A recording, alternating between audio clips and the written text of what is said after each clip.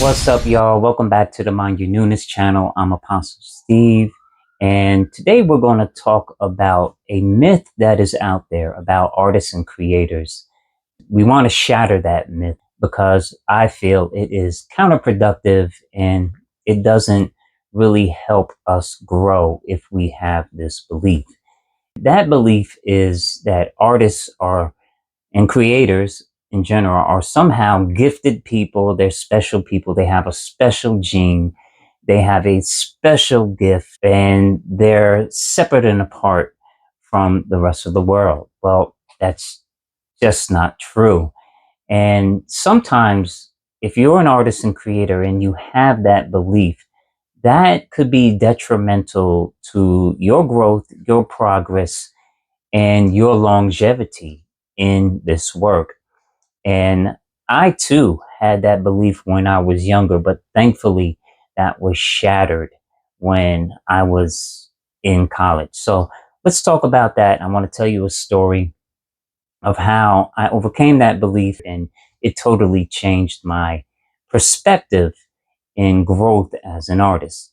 So from the beginning, when I was a little kid, I was into art. Art was my jam. That was my thing. And all my teachers, well, my family, my friend, they were saying, "Oh, you were so special. You're this, you're that. You're different. You're an artist. Oh, I could never do what you do." That was totally fed to me constantly all throughout my younger years, and I came to believe it. I came to believe that I was something special. I came to believe that only a few and chosen people could walk in this gift, that I was a part of this elite class of creatives. And it made me feel privileged, to be honest with you. I felt privileged because I can do what a lot of people couldn't do. But I came to find out later that that was a lie. And I'll tell you what I mean by that. So I had a friend throughout high school named Amy, and she was all in my art classes, and she had an interest in art, but she wasn't very proficient at it. She was okay. She wasn't like the top of the class, when it came to artistic ability. But she kept working at it. She had an interest in art, and she, like myself, wanted to go to art college, and we ended up going to the same college. And she would always admire my work, and she would always encourage me, and I just, never really took a second look at her work until one day she showed me her portfolio in like her second year of college. And it was like, wow. I was like blown away by her work.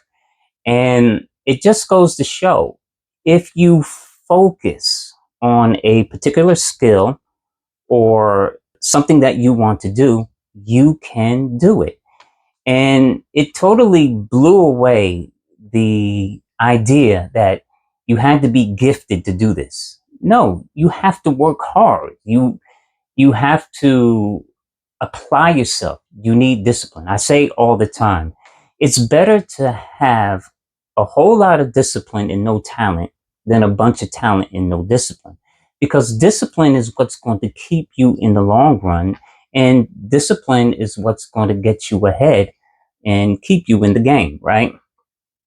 So I'm looking at her work and I'm like, how did you get so good so fast? It's like, in illustration, she totally surpassed me. Her book was like polished. She had this children's book illustration style. It was crisp. It was clean.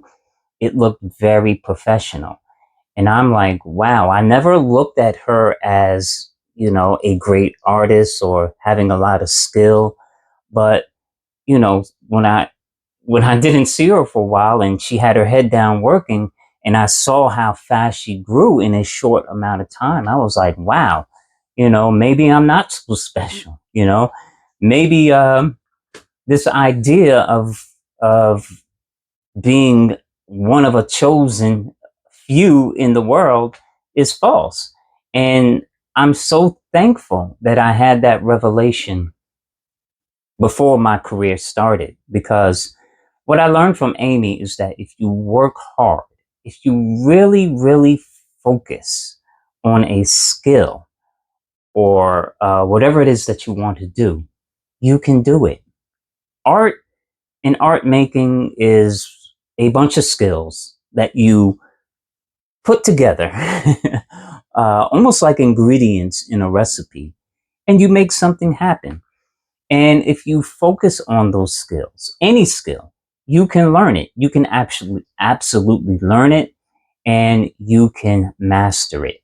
And my takeaway was like, well, let me humble myself. I can learn. I can learn more. My gift is not just inherent. I wasn't born with it. I practiced. You're not, any different from anybody else. So if you're artists and you're just starting out and you're kind of fumbling or bumbling through, don't worry. Keep at it. Practice, because you're going to get better and better. Apply yourself. Do the work, even if it's painful, even if you keep failing over and over again. It's not about how good you are. It's about you showing up and putting your all into it to learn. Art is more about learning. It's a learning process, and you never stop learning. And I'm so glad that I learned that lesson early on before I started my career, because, there's so much in life that will just knock you back and try to get you to quit. But you got to have faith. One of the qualities and life lessons that I learned was that you have to have faith. You have to have faith in what you do. And even if you're creating and you're not seeing something happen, believe me, something is happening. Your growth process, it's not a straight line upward. It's more like you go up, you plateau, you go up, you plateau, and sometimes you scribble and you find yourself at a starting point again. But you keep going, right? And it's a process. And through that process, you're going to learn a lot about yourself.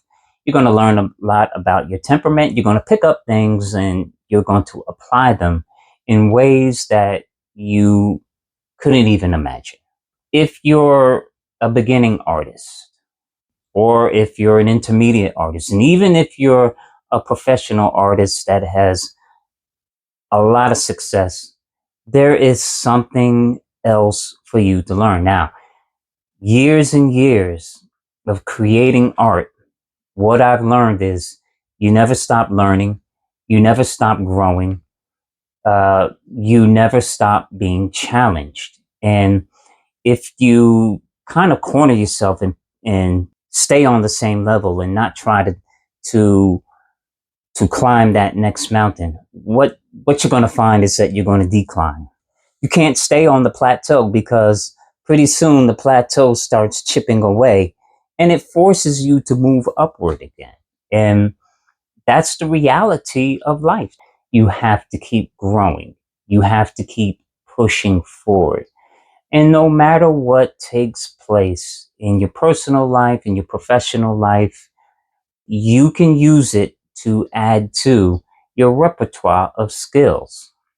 And in order to grow your skills, you have to be challenged. Now, when we talk about challenges, that could be anything from your health, finances, anything that tries to deter you to walk in your vision and walk in your goals. So one of my greatest challenges is my health. Right now, I'm battling cancer, and that has totally changed the way I create art and my total outlook on life. So battling cancer has almost been as a gift to my creative practice, because it forced me to change. And When I mean change, it forced me to change the way I look at art, the way I feel art, the way I interpret art, and the way I practice my art. It has moved me from one skill set to another through the process of experimentation. And let me tell you what I mean by that. I had to adjust because of the way my body reacts to the cancer. So, because I don't have a lot of energy sometimes, and because my body shuts down on me sometimes, I have to learn how to move quickly. So, in through this process, I've learned how to do more expressive paintings and work more quickly and use the materials in a way that I can move more quickly and more freely and without a lot of thinking and without a lot of analyzing. I believe before I got the cancer, my work was more rigid. It was analytical. I would spend a lot of time thinking and looking. It was so much energy put into observing. And all those things are good, but I feel as if the shift that has taken place in my body has forced me to be more free, more fluid, and to let go, to try different things, to experiment more, to not be as careful in playing it safe in my work. Now, I do a painting and I don't care, right? I have that carefree attitude because it's more of a movement. I'm more concentrated on the process and the feeling that the art gives me. I'm really more in tune with what am I feeling and how to express that and to identify those feelings. Before, it was very hard for me to identify my feelings because I was so wrapped up in the technique and the process of applying that technique. Now it's not so much about technique, but it's more about a feeling, emotion, and how to invoke that emotion through putting down the paint or through experimenting with different tools and different mediums and so forth. So the bottom line is that you don't want to box yourself into limiting beliefs, such as I'm something special, I am unique, I am one of a kind. You know, and yeah, you are special, you are unique, you are one of a kind, but everybody can be that. It's not exclusive. These gifts, they're available to anyone and everyone who has the faith to receive it. So if you never had drawing experience before, even if you never had artistic experience before, if you never did a painting before, you can learn how to do beautiful paintings, and you'll probably surpass me because you won't come with all the baggage that I have over the years of limiting thoughts and limiting beliefs and limiting ideas that have been passed down.